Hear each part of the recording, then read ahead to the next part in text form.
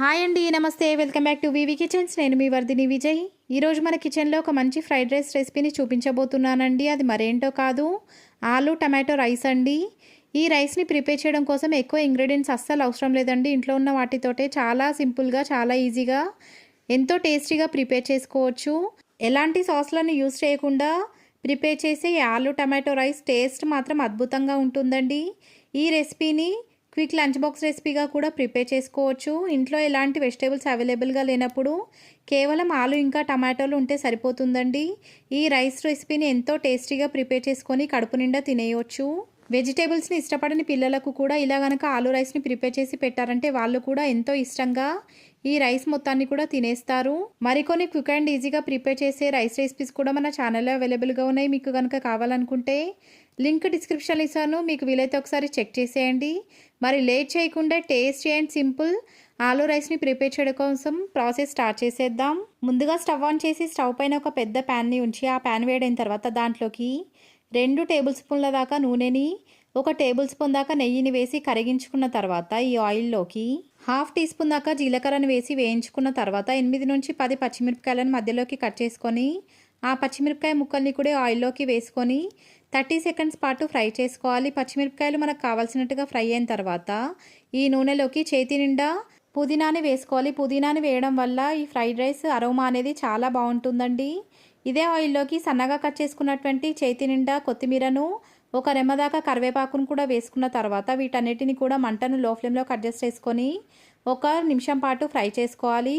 1 minute తర్వాత ఈ ఆయిల్లోకి వీడియోలో చూపించిన సైజులోకి బంగాళదుంప ముక్కల్ని కట్ చేసుకొని 1 కప్పు నిండా బంగాళదుంపల్ని కూడా ఈ ఆయిల్లోకి వేసేసుకున్న తర్వాత ఈ బంగాళదుంపలతో పాటుగా సన్నగా కట్ చేసుకున్నటువంటి బాగా పండినటువంటి 2 టమాటోలను ఈ ఆయిల్లోకి వేసేసుకొని టమాటో ముక్కలు మొత్తాన్ని కూడా ఆయిల్తో పాటు కలిసేలాగా కలిపేసుకున్న తర్వాత మంటను లో ఫ్లేమ్లోకి అడ్జస్ట్ చేసుకొని 5 to 10 మినిట్స్ పాటు ఈ టమాటోల పైన ఉన్న తొక్క ఉడి వచ్చేంత వరకు కూడా ఈ టమాటో ఇంకా బంగాళదుంప ముక్కలని బాగా ఉడికించుకోవాలి.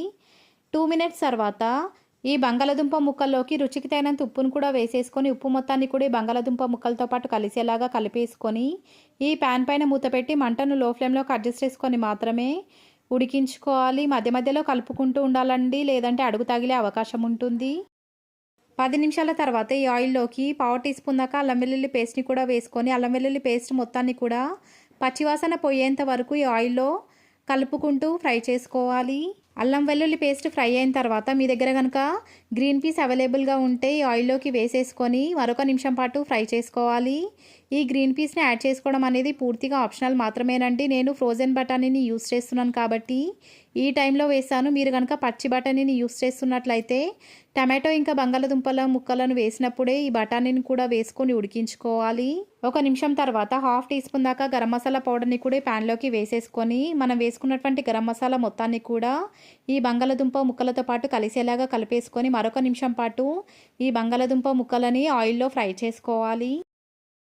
వీడియోలో చూపిస్తున్నట్టుగా వెజిటేబుల్స్ పైనుంచి ఆయిల్ అనేది పైకి సపరేట్ అవుతున్నటువంటి టైంలో ఈ వెజిటేబుల్స్లోకి అరచెక్క నిమ్మరసాన్ని కూడా వేసేసుకోవాలి.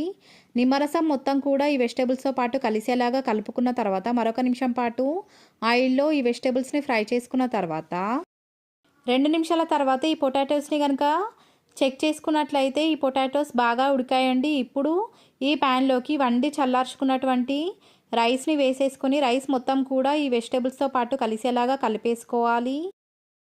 నేను ఈ ఫ్రైడ్ రైస్ రెసిపీని ప్రిపేర్ చేయడం కోసం 1/2 కేజీ దాకా రైస్ని యూస్ చేస్తున్నానండి. 1/2 కేజీ రైస్తో ముగ్గురు అయితే కడుపు నిండా తినేయొచ్చు. ఇలా రైస్ మొత్తం కూడా ఈ బంగాళదుంపలు ఇంకా టమాటో ముక్కలతో పాటు బాగా కలిసిపోయిన తర్వాత మరొక 2 నిమిషాల పాటు ఆయిల్లో ఫ్రై చేసేసుకొని స్టవ్ ఆఫ్ చేసేసుకోవాలండి.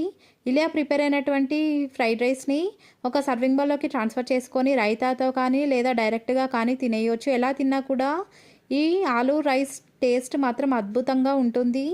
10 నుంచి 15 నిమిషాల్లోనే ఈ టేస్టీ ఆలు రైస్ని ఈజీగా ప్రిపేర్ చేసుకోవచ్చు. వంట రాని వాళ్ళు బ్యాచిలర్స్ కూడా ఈ వీడియో చూసి చాలా తేలిగ్గా ఈ రెసిపీని ప్రిపేర్ చేసుకొని చాలా టేస్టీగా తినేయొచ్చండి.